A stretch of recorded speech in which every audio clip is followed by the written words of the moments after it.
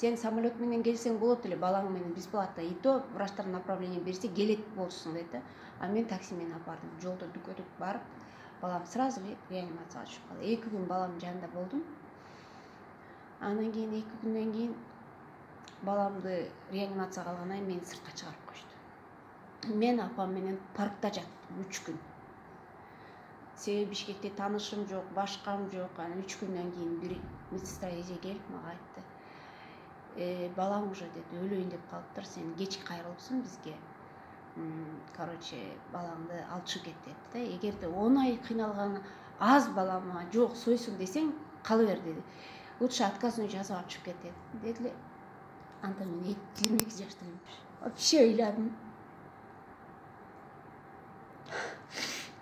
Азыр да эстесем ыйлайм.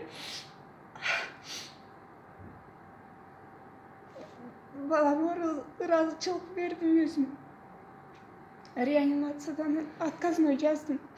Отказной жазып алып чыгып кеттим ал жерден. $100 такси жалдап баламы алып келдим. Жолдо келатып дагы балама ыраазылык берип келатым да. Сокулукка жеткенде апам айнекти карап басчы деди. Мен билген жокмун. Эмнеге андай деп атат депчи. Айнекти карап кетсем, шофёрго айттым, машинаны токтот деди. Неге десем, токтот деди. Машинаны токтотту шофёр.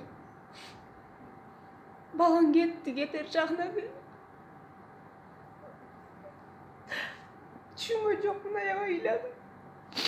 Анан шофёр жаш бала экен, айтты, эже деди. Ыйлаган биз канча жолдо кетип атабыз деди. Ыйлабастан кеттиңиз деди. Макул деди.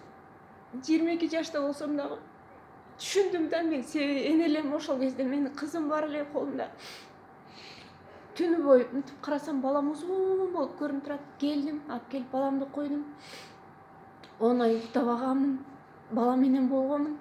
Анан кайнатамдын алдында турбадым да. Кайнатам айтат, сен эмне үчүн күйөөңө айттың, Россиядагы давление болуп, башы ооруп жатат экен го.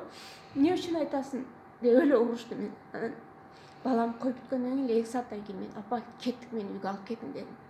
Десем, үйдө кыргыздарда бизде баягы батачылар жүрөт эмеспи? Кайнатамдардын үйүнөн өзүмдүн ата энемдин үйүнө келсем, уже мени күтүп отуруштур, үйгө келек деп. Куранды окутушту.